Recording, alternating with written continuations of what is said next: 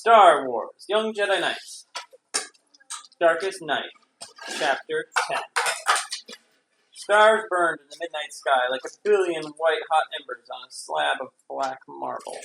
Jason, Jaina, and Pentecost had long since retired from the bed, but Louie couldn't sleep. Perched comfortably on the wide railing of the upper veranda, with the shimmering night sounds of the forest all around him, he kept a watchful eye on his sister's window.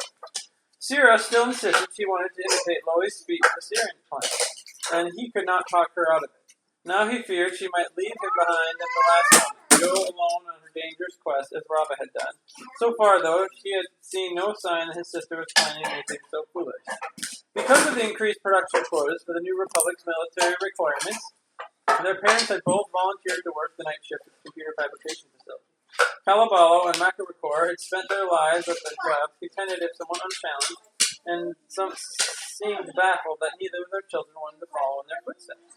But Sierra demanded constant challenges, and went out of her way to create some when life didn't provide her with enough of them. The light in Sierra's room shimmered like a warm fire behind the window's leafy shade. Small, glowing mesh cages rested outside her window and on various platforms throughout the Wookiee residential district.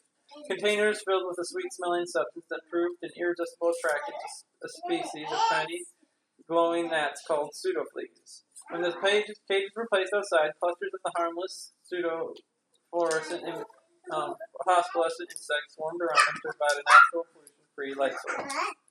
Sitting alone outside under the starlight, Louie had watched Sierra's shadowy figure moving about in her room, pacing as if agitated, and had seen no sign of her for some time now. Perhaps his sister was trying to sleep, he thought.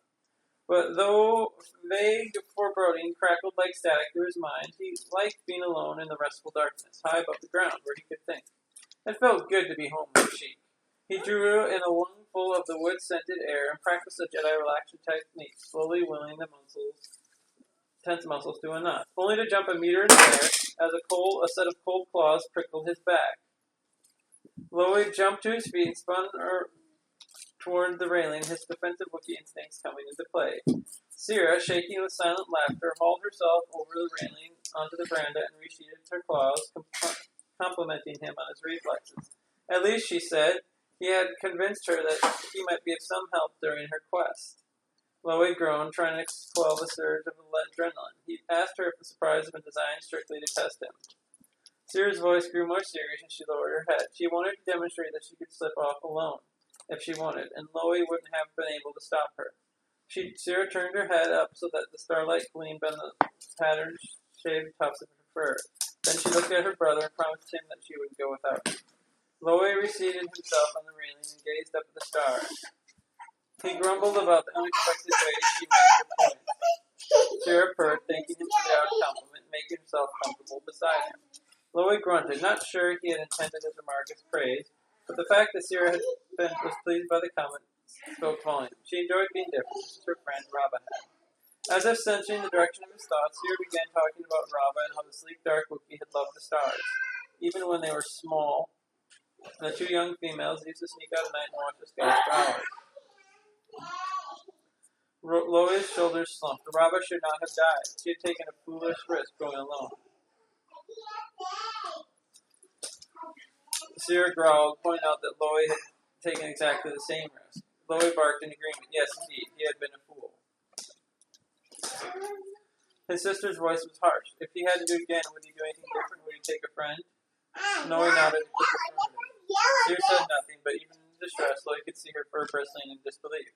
After a long silence, he finally sighed, then shook his head. After another long pause, Sierra told her brother how much Rava admired him, how much he had wanted to be like Louie. Louie looked up at the sky again, the stars that Rava had loved. He gave a questioning growl. When he had left for the Jedi Academy, Louie and Rava had too young to speak of making a life bond, but he still had his Jedi training ahead of him, and Rava had plans too, with Sierra. Here Sierra's voice broke. She crooned a low, mournful note than another. After a time, Louie added his voice to hers, and together, beneath the star, they poured out their grief for their lost friend. Hours later, Louie felt more refreshed than he would have thought possible, even if he had slept the entire night. It had been better to spend the time going closer to his sister. Sierra's husky voice broke into his thoughts, asking about his Jedi friends. Would they grieve for him if he were gone, like she and Loie had done for Rava? He nodded empathetically and she told him he was fortunate to have found them. Encouraged, he asked her more about the plans she and Rava had made. Sierra did not speak for so long. He was afraid he had offended her or opened an old wound. Finally, she described how they were going to be pilots, galactic adventurers. They had planned to work on freighters until they earned enough credit to buy their own ship and explore the stars. They could have been rich traders. She chuckled with bitter laughter. Rob had even had some fur-brained notion they could make their own names by charting out new hyperspace routes. Loie's fur bristled and commented such a career was dangerous business.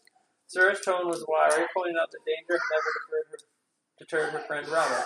Sierra spread her hands, confessing that she didn't want to do that anymore, not without Rava. She didn't know what she wanted to do now, but she definitely didn't want to stay in Kashyyyk. Sierra paused again and stared upward. Loie followed his sister's gaze, wondering if she imagined Rava out there among the stars, exploring and having adventures of the two of them always dreamed of. Sierra sighed. It was difficult to lose a friend, she said. Loie realized how easy it was to take friends and family for granted. He found it hard to imagine how lonely his sister might be. Sierra hesitantly asked him if he would spend the day with her while Chewbacca and Jedi continued to tinker with the Shadow Chaser. Remembering his earlier feeling of foreboding, Loie gladly agreed.